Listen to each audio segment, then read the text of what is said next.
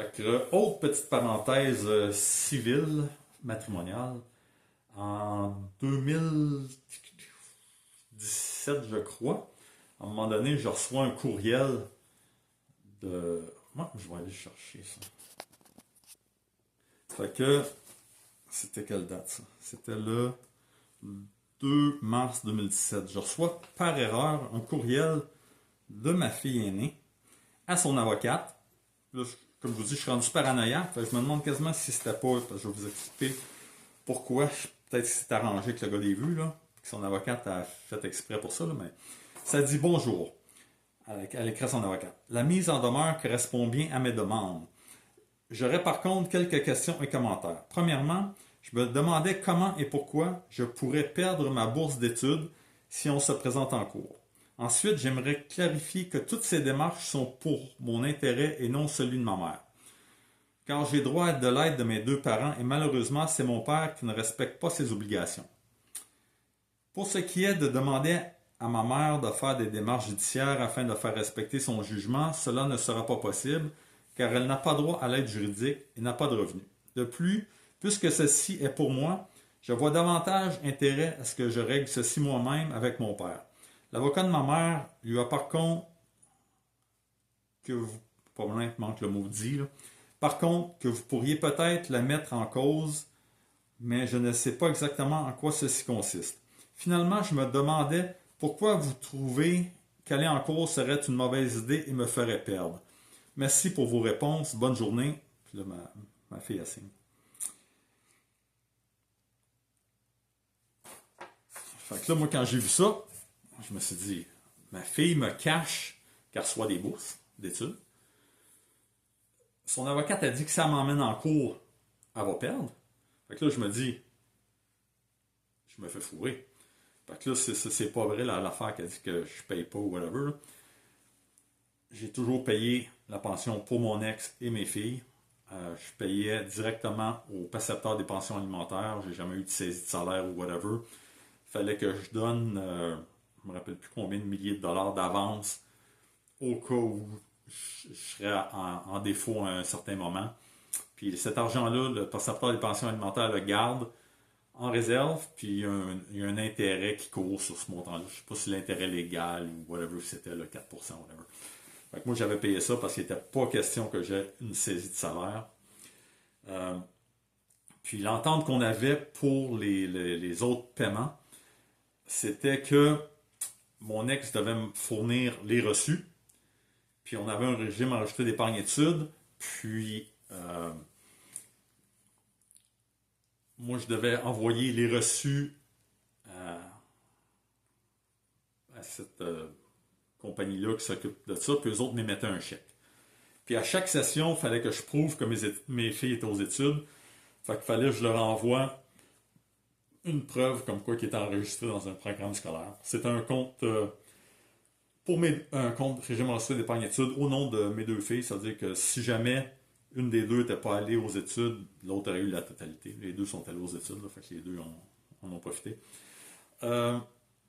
Puis c'est ça, mon ex, elle jouait des games, là, des fois, elle m'envoyait des reçus de carte de crédit, sans que je sache c'est pourquoi. À un moment donné, ça faisait 1 an qu'on avait acheté un ordinateur, 2, qu'on avait acheté un ordinateur à ma fille aînée. Là, elle disait que l'ordinateur était plus bon, il fallait y en acheter un nouveau. Mais là, pas question que je paye pour un nouvel ordinateur. Là. C'est pas vrai qu'au bout de 2 ans, un ordinateur est plus bon pour faire du traitement de texte et des recherches. Là, pour me prendre pour un cave. Puis, les dépenses comme ça devaient être approuvées par les deux parents. Puis, j'ai su par la suite, par mon voisin, avec qui je restais en contact, que mon ex avait un nouvel ordinateur parce que le vieil ordinateur qu'on avait à la maison, c'était un portable. Puis, on ne pouvait plus le fermer parce que la contact entre l'écran et l'ordinateur, là, ça coupait. Puis la batterie ne fonctionnait plus. Fait qu'il fallait toujours qu'il soit plugué si on voulait l'utiliser. Puis ça, mon voisin me disait que là, c'était rendu que mon ex, elle s'assoyait à l'extérieur sur sa table de... pas de pique-nique, là, mais sa table extérieure sur le patio. Là, puis elle était sur son ordinateur là, avec son petit Bluetooth. Là. Puis... c'est ça. Fait que là, quand j'ai reçu ce courriel-là, j'étais comme, hey, je peux faire une demande pour faire baisser ma pension alimentaire. C'est l'avocate même de mon ex, de ma fille qui dit qu'elle va perdre, ça m'emmène en cours. Fait que moi, je me crois dans mon bon droit de faire ça. Fait que je prends une avocate, puis on fait une demande pour faire baisser la pension alimentaire. Puis lors de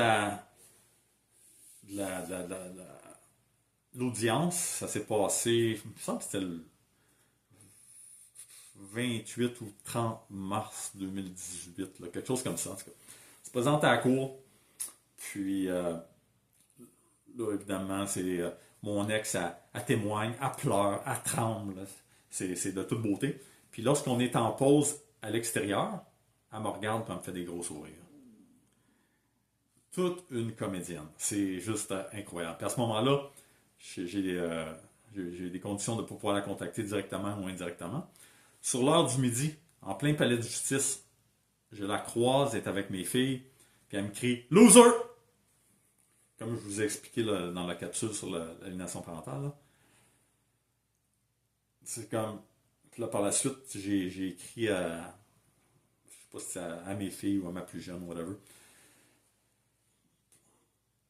Je sais pas, quand je dis par la suite, là, c'est peut-être des mois ou des années plus tard, là, je ne me rappelle pas, par rapport à cet événement-là. Puis là, je disais à mes filles, c'en est un, ça, un exemple d'aliénation parentale, parce qu'elles disent que c'est moi qui fais de l'aliénation parentale vis-à-vis de leur mère. Sauf que c'est moi qui renie, là. Puis, j'ai donné tous les exemples d'aliénation parentale à mes filles, mais ça allume pas dans leur tête, là. Le fait qu'elles m'ont renié, qu'elles ont renié ma mère, leur grand-mère, qu'elles ont renié le nom de famille, elles parlent au nous, ainsi de suite. Là. Tous les exemples, si vous allez voir des articles sur l'aliénation parentale, c'est l'aliénation parentale 101. Puis à la fin de la journée, j'ai été condamné à payer davantage de pension alimentaire pour mes filles. Je payais à ce moment-là 500$ chacune par mois, plus pour mon ex, je payais une paye sur deux. Là, la juge, elle m'a monté ça à 700$ chacune par mois. Là, c'était rendu que je payais plus d'une paye sur deux en pension alimentaire. C'était juste incroyable. C'est pour ça que je me demande si c'était pas arrangé avec l'avocate de ma fille qui savait que si j'emmenais mes filles en cours, j'allais perdre. Puis si c'était mes filles qui m'emmenaient en cours, c'est elles qui allaient perdre. J'ai aucune idée. Comme je vous dis, je suis rendu paranoïaque. C'est une possibilité, je ne sais pas. Je suis paranoïaque.